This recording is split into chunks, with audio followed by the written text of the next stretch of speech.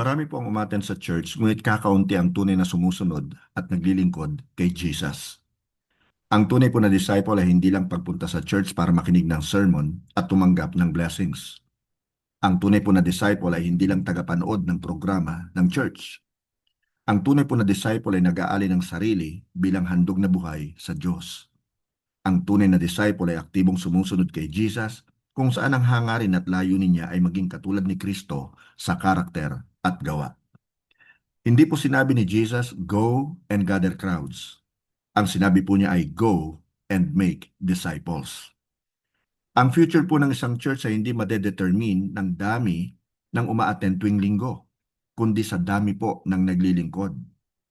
Ang pamagat po ng pag-aaralan natin ngayon ay The Making of a Disciple. Let's go to point number 1, a work God has already begun. Basahin po natin ang nakasulat sa Book of Philippians chapter 1 verses 3 to 6. Every time I think of you, I give thanks to my God. Whenever I pray, I make my request for all of you with joy. For you have been my partners in spreading the good news about Christ from the time you first heard it until now. And I am certain that God, who began the good work within you, will continue His work until it is finally finished on the day when Christ Jesus returns. Isinulat po ito na Apostle Paul para sa mga Christian sa Philippi sa kabila po ng pagkakabilanggo at pambubugbog sa kanila ni Silas. At bagamat dumaranas po ng matitinding pagsubok, pag-uusig, paghihirap at pagdurusa ang church, nagpakita po sila ng tunay na pananampalataya at nanatili po silang partners ni Paul sa pagpapakalat ng mabuting balita. Ang salita pong partners ay galing po sa Greek word koinonia, nang ibig pong sabihin ay fellowship, participation, shared mission. Hindi lang po ito basta pagsasama, kundi commitment po sa isa't isa. Ang mga salita naman pong good work ay hindi lamang tungkol sa moral improvement, kundi sa saving and sanctifying work of God's grace. Ang salita pong began ay nangangahulugan naman na ang Diyos ang nagsimula ng mabuting gawain. Ang mga salita pong will continue ay galing naman po sa Greek word na epiteleo, which means to accomplish, perfect, or bring to a full completion, often signifying the finalization of a task, mission, or purpose. Ang kaligtasan ay hindi nagsimula sa sariling sikap at hindi rin tinapos sa sariling kakayahan ng tao. Ito po ay nakasalalay ng buo sa biyaya o grace ng Diyos at sa finished work ni Jesus sa cross. So ito po ay gawa ng Diyos mula simula hanggang wakas. Doon po sa 1 Thessalonians chapter 1 verses 4 to 5a, mababasa po natin, "We know, dear brothers and sisters, that God loves you and has chosen you to be His own people. For when we brought you the good news, it was not only with words but also with power. For the Holy Spirit gave you full assurance that what we said was true." Ang mga salita pong good news o gospel ay galing po sa Greek word na dunamis, na ang ibig pong sabihin ay miracle working power of God. Nangangahulugan po ito ng supernatural transformation. Imaginein mo, for example, ang isang master sculptor na i-chisel ang batong marble.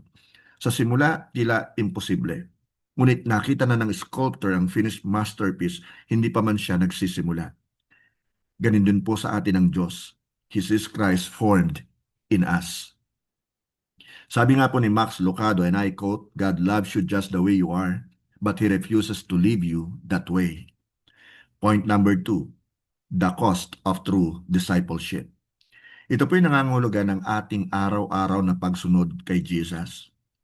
Doon po sa Book of Luke chapter 9 verse 23, it is written, "Then He said to the crowd, if any of you wants to be my follower, you must give up your own way, take up your cross daily, and follow me."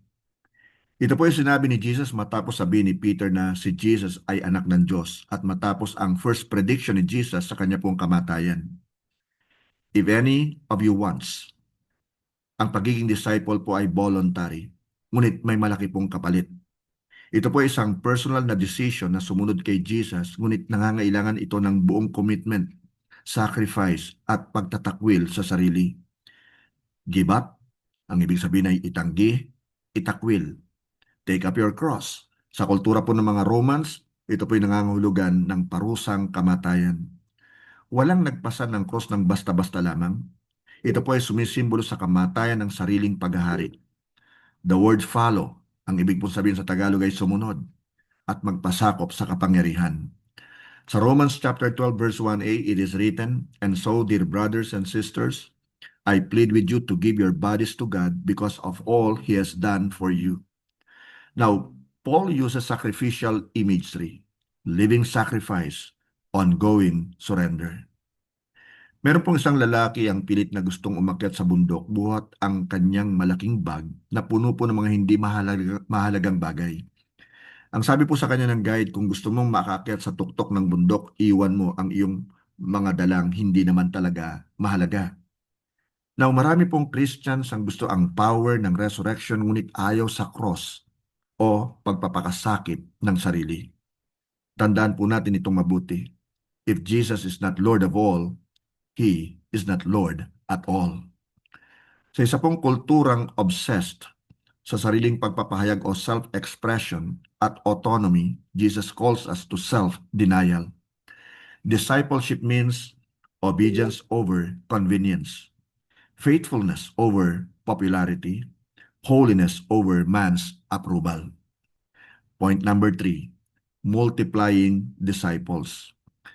Sa 2 Timothy chapter 2 verse 2, mababasa po natin, "You have heard me teach things that have been confirmed by many reliable witnesses.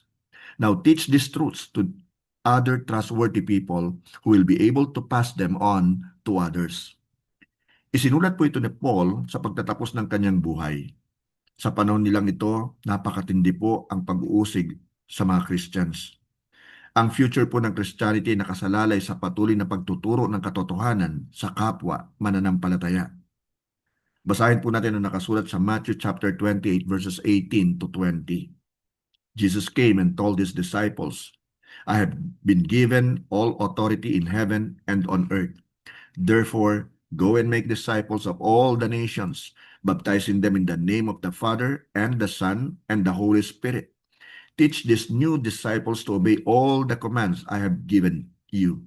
And be sure of this, I am with you always, even to the end of the age." Ang mga salita pong make disciples ay galing po sa Greek mate theosate. Nang ibig pong sabihin ay to produce learners, followers, students, apprentices. Kay Kristo ang kapangyarihan, sa atin po ang pagsunod. Ito po ang paggawa ng disciple, tapat na pagsunod at pagtitiwala sa Diyos sa mga resulta.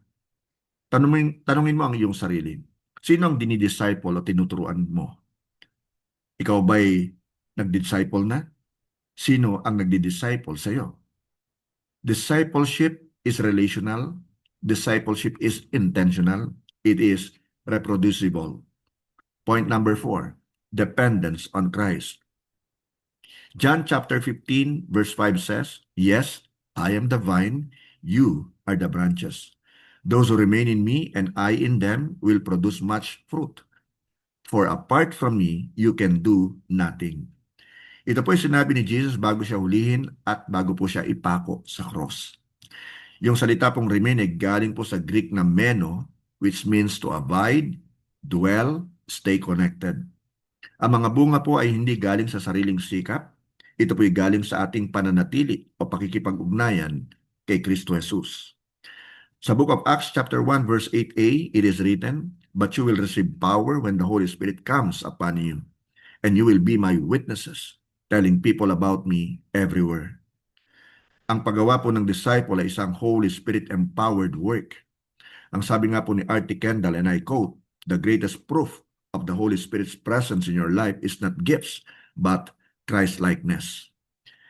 Hindi po tayo makakagawa ng spiritual fruit sa pamamagitan po ng programs lamang.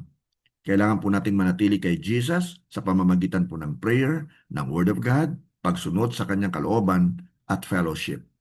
True disciples reflect Jesus. Point number 5, the gospel at the center. Ang paggawa po ng disciple ay nagsisimula sa conversion. Sa book of 1 Corinthians chapter 15 verses 3 and 4, it is written, "I passed on to you what was most important and what had also been passed on to me. Christ died for our sins, just as the scripture said. He was buried and he was raised from the dead on the third day, just as the scriptures said. Jesus lived the life we could not live. He died the death we deserve. Siya po'y inilibing, siya po'y muling nabuhay at nagtagumpay laban po sa kasalanan at kamatayan. Kung wala pong pagtalikod sa kasalanan, wala pong tunay na discipleship. Kung walang pananampalataya, wala pong pagsunod. Ang Greek word po na repentance ay galing po sa metanoia, na ang ibig pong sabihin ay a change of mind that leads to a change of direction. So mag-recommit po tayo araw-araw sa pagsuko sa Diyos. Ang pagpapalalim ng pananatili kay Kristo ay gawin po natin. I-share natin ang mabuting balita intentionally. I-disciple po natin ang napatanggap natin kay Jesus. Hindi nawawala o namamatay ang liwanag ng kandila kapag sinindihan niya ang isa pang kandila. Sa halip, lalo pa pong lumiliwanag ang kwarto. At ang mundo po natin ginagalawan ngayon ay napakadilim spiritually speaking.